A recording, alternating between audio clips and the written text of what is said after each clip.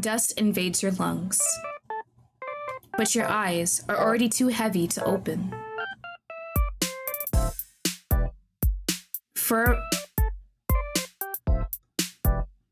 I'm not tripping, right?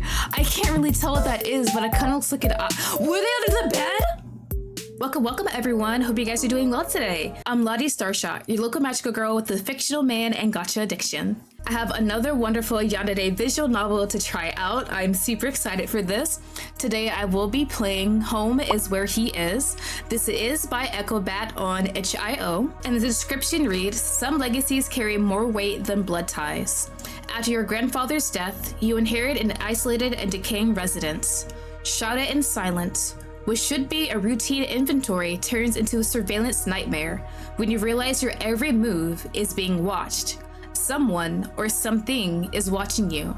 Someone knows your habits, your clothes, and your secrets. I am very super excited for this one. I am going through a huge kick of playing through all the yandere visual novels on itch.io I have on my list. So definitely get ready for a bunch more. I love yandere so much. Favorite trope. As always, I have left links in my description to the itch.io page. Don't forget to follow the creator's socials also. If you do end up playing the game, don't forget to rate, comment, what have you, and let the creator know how much you enjoyed the game. I will be doing so right after this video. Do you know this game is not complete? It is only the prologue and day one demonstration, so of course there will always be updates. Definitely follow the creator at least on itch.io so you can get updates. So we're just gonna go ahead and get started. Always, they always have warnings. Don't forget to pause and read those. I'm perfectly fine with any of them. All right, pronouns, yes. I know everything about you, but I want to hear it from your mouth.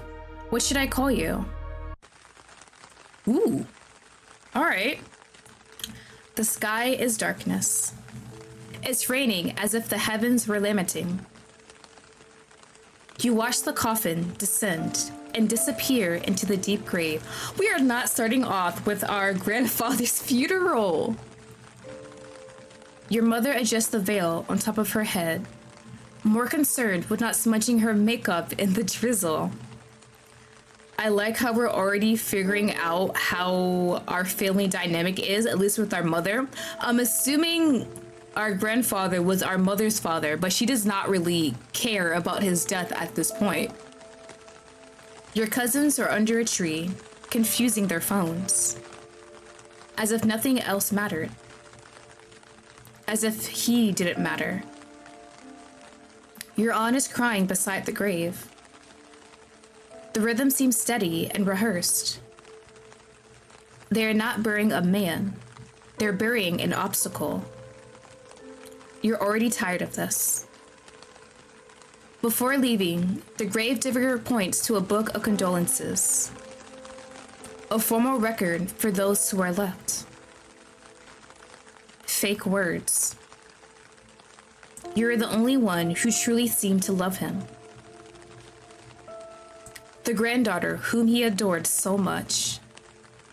The one who remained when everyone turned their backs on a sick man. You decided to sign one last time. The last statement that it was his granddaughter. Bruh, having this as how the player inserts their name is diabolical. Do not do this to me. I love my grandfather. This actually might hurt me a lot besides me just wanting to fangirl over the yandere. The name looks too small on the blank page. You put the pin back in its place. There's nothing more to do. He's not here anymore. Your family members went directly to the registry office. All you have left now is the key in your pocket and the house he left behind. The whole path seems blurry, as if you were just passing through unimportant streets. Your mind seems blank. Nothing seems to matter. Even the rain had stopped falling. You think that maybe that old house would bring you some relief. You had to leave your old cramped apartment, but it would be worth it. Just to be there one more time. It seems bigger than I remember. I'm just checking the windows, just zooming in to see maybe if I see like a body standing, because that's what I feel like would happen. It would be like a detail I would miss, but I don't think I see anything, and that is good. Yeah, I'm thinking we're good. And too quiet now. It might feel a little out of place in such a large house. The flowers are still alive. That bothers me. Sometimes, I think he was forgotten too quickly. The furniture is covered with white cloths. There's too much dust. The house smells of mold. Ooh. They said our grandfather was sick, so I'm assuming he spent the last of his days in the hospital and no one was around to take care of the house. But you feel there's still something more in the air. A familiar smell. Old. As if he had never left. Memories swirl through your mind. Memories of when you used to visit your grandfather. When you still came. You run your hand through your hair. The house is dirty and disorganized. It needs cleaning after being stored for years. Jesus! Your heart seems to skip a beat. On the floor, a broken vase. The flowers inside are dead and moldy. The water that kept them alive was a disgusting green color and looks viscous. Did it fall? Did it fall by itself? Do you want to believe that the vase simply became unbalanced? And with great reluctance, you grab your bags and go upstairs. Your step seems automatic. The path to the upstairs room still seems fresh in your memory. The musty smell seems worse upstairs. It's almost suffocating. It looks exactly as I remember it. The bed is on one of the only pieces of furniture not covered by the ghostly cloth. This makes you uncomfortable. You look at the fabric. There are no stains or creases. It looks like it was stretched recently, so someone just made the bed, and that is a mirror, and I just gotta examine it to make sure I don't see someone standing behind me. It's strange. The house had been empty for almost 2 years. Perhaps he forgot to cover it. Oh! I took a bit for my brain to catch up on what it said. So it's been empty for 2 years. So then instead of maybe the grandfather dying in the hospital, maybe he was in like a nursing home instead, and he died there. Funerals are usually tiring. Even more so when you seem to be the only one to actually feel anything. You open the bag.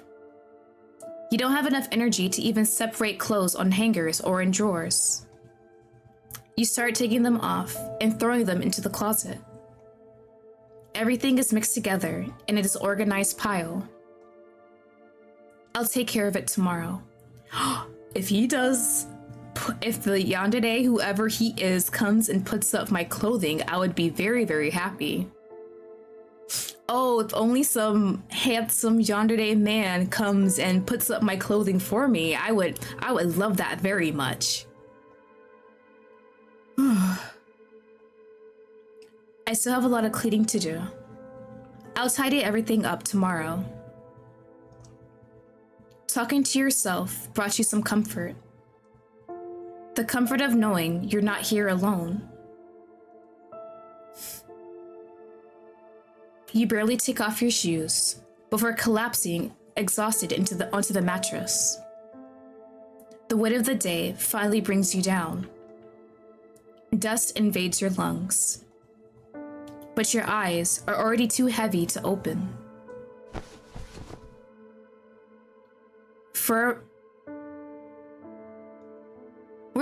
I'm not tripping, right?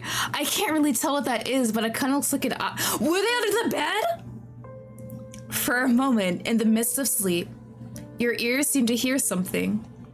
If they stand, a light sound, like the rustling of fabric. The house is usually cold at night. You feel like you should get up and grab a blanket for the early morning hours. But exhaustion speaks louder than the cold. And you fall asleep on top of those dusty fabrics in that old house.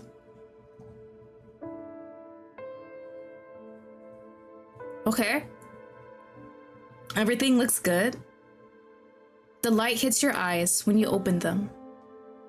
The tiredness is still there, but something in the environment forces you to open them. Your back hurts. The mattress is too hard, and you slept in a strange position. During the night, you swore you felt it sink before falling fully asleep. It was as if someone had sat there. Oh, they're already making their move. Even though you slept on top of the covers, strangely, you don't feel cold. In fact, your body feels warm, as if it had been covered all night. You look around. The room looks tidier. The smell of mold seems to have become subtler. Looking down, you notice a blanket you brought in your suitcase, clumsily folded at the edge of the bed. I don't remember grabbing. I think I must have gotten up during the night because of the cold. You sit up quickly in bed. The movement makes your head spin and your vision darken. The air feels somewhat heavy. Even without the full smell of mold, there are others. Like wet earth, if it's the smell of the kitchen. Cleaning products. It feels almost like too much, as if an entire bottle had been wasted on the floor. Your stomach growls, reminding you of the consequences of skipping dinner yesterday. Your bare feet touch the wooden floor. It takes a moment, but you finally stop. The wood under your feet wasn't rough or dusty like last night. It looked polished and almost shiny now. Oh, yeah, that's completely different. The covers are not there. Someone was definitely here. You go down the stairs quickly, unconsciously holding your breath. Something feels different. The white sheets that cover the sofas has been removed and folded into a pile. The windows were so clean that you could see the garden outside. Is someone there? Your voice cracks, as if you were afraid it would be answered. The silence is absolute. The sound of your racing heart reaches your ears. The door, I locked it. You run to the entrance. The handle resists. Locked. Intact. Of course, no one came in. No one left. The restlessness doesn't go away. You look at the small dresser near the door. Your keys were no longer there. You aren't sure if you left them there. You force your lungs to draw air slowly. Your heart seems to calm down a bit, and you try to stay calm. You close your eyes and rub your temples. Stress. It's the stress. The smell in the kitchen seems milder. You try to focus on your own hunger and ignore the strangeness when your stomach growls once more. Ooh, we can touch. The eyes are interesting. Hold on. The chairs that were previously suspended are now on the floor. The glass looks impeccably clean. There isn't even a single spider web underneath it. Oh, someone has been very busy. Don't do that. Don't send me a photo of Grandpa. He looks happy at a sport fishing trip. This was before he got sick. I don't know why he kept this photo here. The sink looks clean and dry. There isn't a drop of water or a grain of dust. The dark marble looks polished in a methodical way. The cloth is folded perfectly beside it. Oh, I guess we're eating apple for breakfast? I'm quite sad my very hot yandere soon-to-be husband has not made me anything, but I will eat this for now. Everything is too clean. And then there's this. The fruit shines on the clean counter. Almost perfect in an artificial way. If it weren't for a bite on the side, there's already been, hello, too small and delicate, as if just tasting the flavor. The flesh is still light. It was exposed to the air just a short while ago. I didn't bite that. I think. Ooh, hold on, we always save y'all, no matter what. Let's leave it. Maybe it'll come back for it, like a little lure. A shiver runs through your body.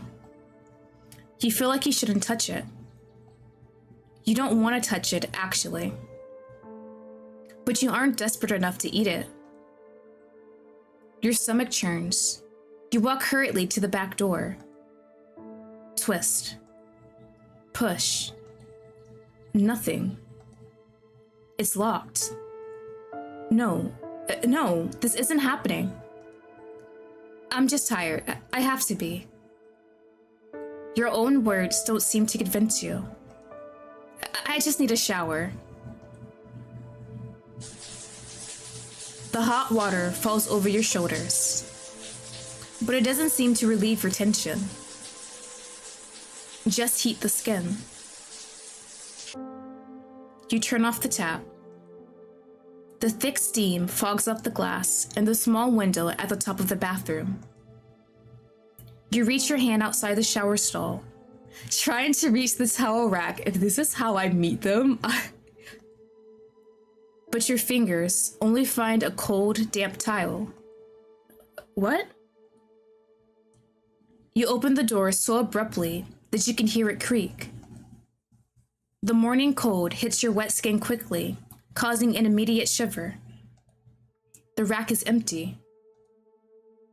You look at the floor, feeling strangely relieved to see the towel has fallen.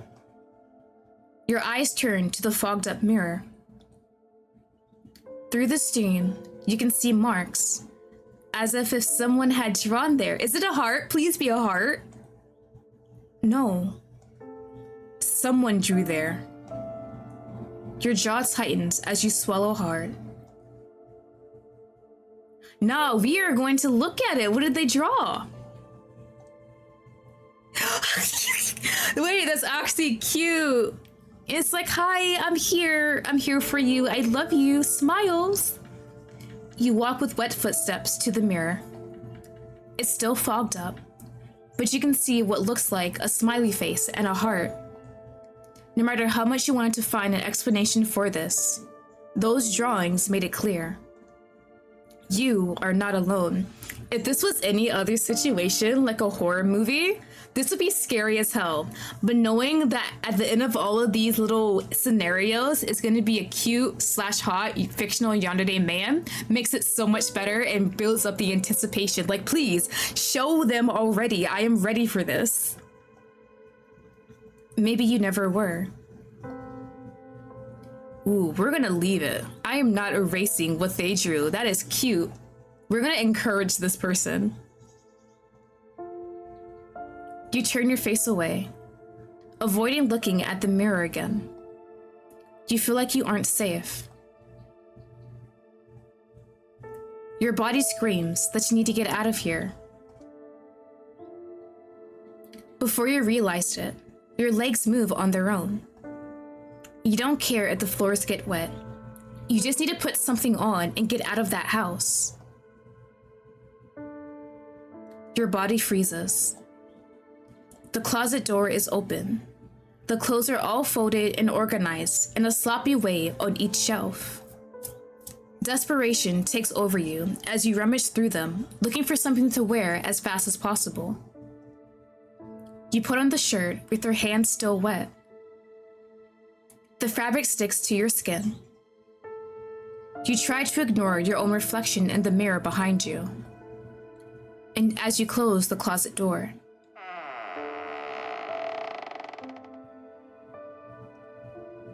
the room is bright. It's still daytime. But behind that door, it looks too dark. Are they standing there? The silence seems loud. Your hands tremble as you take a step back. First meeting? You can hear a breath other than your own. Short. Light.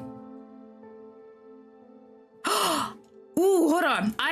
Do I want to run away? Let's scream, maybe? Enough. I know you're there. You gather the last shred of courage you had in you. The fear that all this might be real suffocates you. You try to force your legs to move, but your body freezes in fear.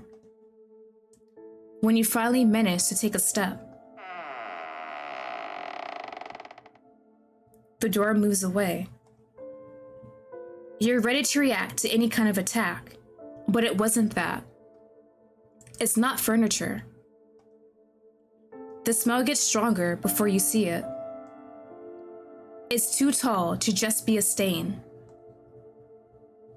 He's wearing your sweater. See, look, y'all, that is husband material. Why is he so cute though? Don't do that to me. Oh, and one hair covering the eye. I am folding so easily. It does not matter if you've been sleeping underneath my bed or whatever. I love you and I'm keeping you. An old sweater you were so attached to was now being worn by that man. His hair is long. It looks unkempt. He doesn't attack you. He just looks at you with a smile that's too wide. His pale skin looks a bit flushed. The smell of roses in the room becomes sickening and strong, masking the slight smell of mold. I didn't mean to scare you. His hands move nervously as he approaches. The steps are light and slow, as if fearing he might run. He stops in front of you. His body seems tall compared to yours. He brings his fingers to your cheek. The touch is icy like ice cubes. The skin felt damp like wet paper. He forces your gaze to meet his. Did you like the gift? I try to draw something beautiful. You still like beautiful things, don't you? Yes. Oh, I'm folding the smile. Y'all, no, stop it. Little feet. Oh my God. It's over for me. Bro, if I was in a fictional world, I would be kidnapped so easily. If a Yonde was ever interested in me, it would be so over. Do not save me. Do not do anything. I am where I want to be. His tone sounds almost like that of a child seeking approval. I also cleaned the house. You seem tired. Your brain seems to finally process everything. You swat his hand away from your face. What are you doing here? Who are you? Do you live here in hiding? In hiding? No, my madame. I have always been here. Did Grandpa know you were here? Grandpa, we might need to have a little conversation? You're lying. The house was empty. It's always been. You're an intruder. He tugs at his sweater like an anchor. It's an awkward movement. I'm not lying. I need to leave. I need my keys and to get out of here as quickly as possible. Give me my keys, and I won't call the police. Oh! Oh, that hurt! He tilts his head so far that you hear a dry crack coming from his neck. Leave? Why? I won't do any harm. I folded the clothes, cleaned the house. Why do you want to leave? So why does it matter? I only arrived here yesterday and all of this. You. I don't even know what you are. Is he human? I'm like 75% sure he's not human. He appears human, but it's kind of iffy. You smell like mold. It's strange and disgusting. Oh, I'm so sorry. The words came out like poison, but his reaction wasn't one of fury. He freezes. His smile fades, but he looks at you with a kind of fascination. You can call me that. Oh, someone likes to be insulted. Okay. Yeah, mold. That is hilarious. We gave him a name without even realizing it. You can call me that if you want. Don't do that! Do not kneel in front of me! I am folding so quickly. He falls to his knees in front of you. The impact didn't make a sound of bones hitting the floor, but rather a muffled sound like a sack of dirt. He clutches the hem of your shirt as if pleading. Please don't go. I beg you, madame, don't go. I'll keep the windows clean, the floor polished if you prefer, but don't leave us. Us? His voice is broken. It sounds almost too human. Seeing that creature kneeling at your feet fills you with revulsion and an involuntary pity. He's completely crazy. If I try to run, he'll chase me. Or worse, he might freak out. If I stay, I can find the keys or get him to hand them over. You look at Mold. His hands were trembling while holding your shirt. Saliva goes down dry in your throat. Right, I won't leave, but give me space. Mold lifts his face. He mainly lets go of your clothes and crawls backward. Oh, I wish I could see that. Yes, space. Even while obeying, his eyes seem attentive.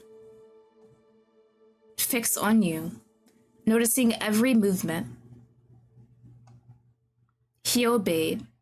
At least he seems to understand commands. If I can keep him occupied, maybe I can have the space to look for the keys. I'm going downstairs. I need water. He stays in place, only giving a brief nod. Stay here. You leave the room with steps that are much too slow. Your mind feels alert, as if you were turning your back on a predator. Right, they were here.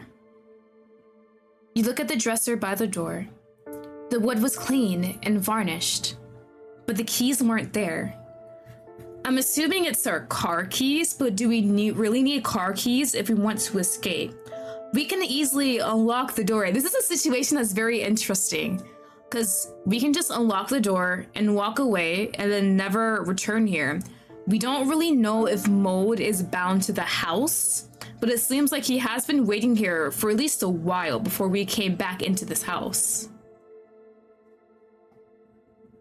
You open the drawer. Empty. Not even a spider web. Oh! You look up. There is a dark stain on the ceiling above you. For a moment, you think you saw it move. You walk to the window and try to open it. It won't move. Oh, the latch seems stuck. Even windows aren't working. I was wondering, can we at least try a window and remove the screen from it and escape that way? But it seems like we actually are trapped in this house, which is not a bad thing. You use all your strength to pull it, but you don't seem to have any success. You look up again. The same stain. Is that him following us like a little puddle, and then he just drops down and then he forms his perfect pretty self? It was as if it were following you. You let go of the latch. Your fingers ache from the effort. You stare fixedly at the stain on the ceiling. It doesn't look like a leak. It's too dark. The memory of mold behind the door returns to your mind. The stain looks the same. What are you doing there? Get off the ceiling! Your body's trembling when you scream at the stain. No answer. Am I imagining things? You stare at the stain as if you expected it to react somehow, but it remains static against the white of the ceiling. The clock on the wall marks the seconds. Maybe you are getting paranoid. A shadow. That's all it is. He's upstairs. He's just a weird guy. You turn to go to the kitchen. Something is wrong. By instinct, you look back. The stain, that was previously more of an irregular circle, now looks longer, stretched towards the stairs. I'm going crazy. You walk to the sink, hoping that a bit of water will relieve you. You turn on the tap and drink the water straight from your hands, feeling great relief from your dry throat. You try to compose yourself, run your hand through your hair, and only then look back at the sink. Your body freezes when you see a reflection in the aluminum. Maud is standing at the kitchen door, still wearing your sweater. He's leaning forward with his hands together while watching you in silence. Damn it, I told you to stay upstairs. You yelled for me to leave. What? That was him! So he's definitely not human, okay. I'm sorry for scaring you, madame. Bro.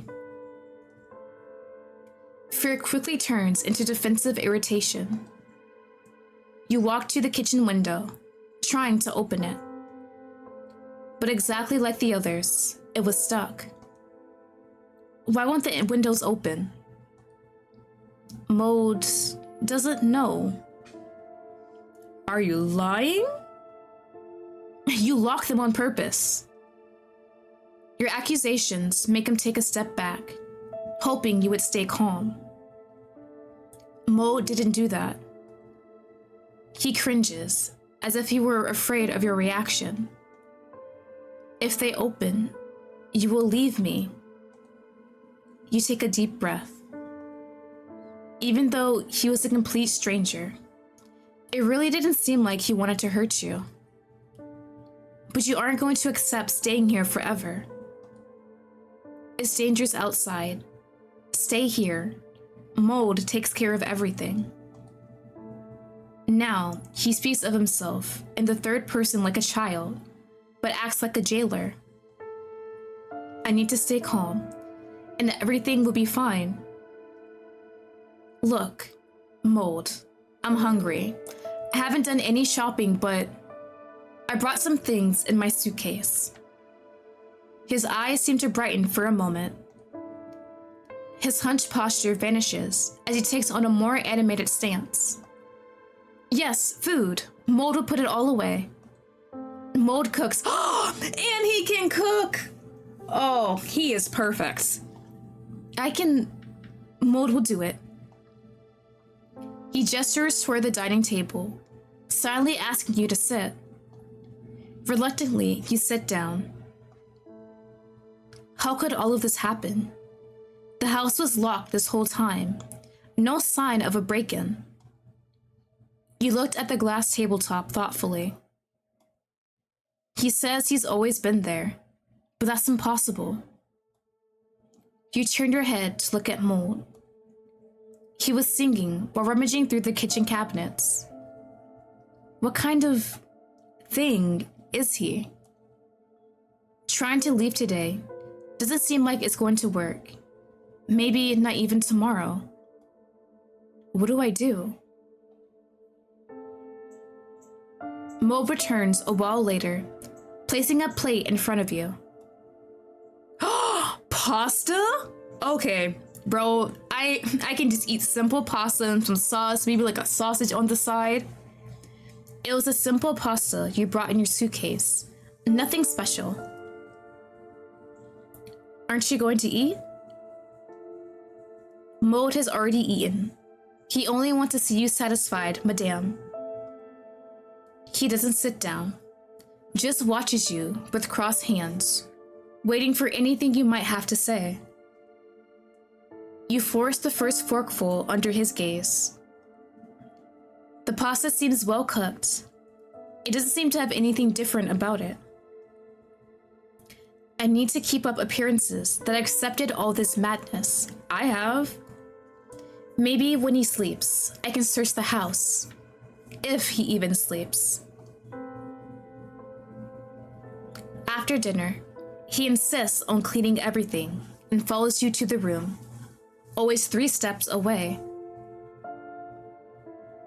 He doesn't touch you, but his presence feels crushing. I'm going to sleep. You can go wherever it is you sleep, beside me most likely. Mo doesn't need to sleep. You hesitate for a moment while looking at him.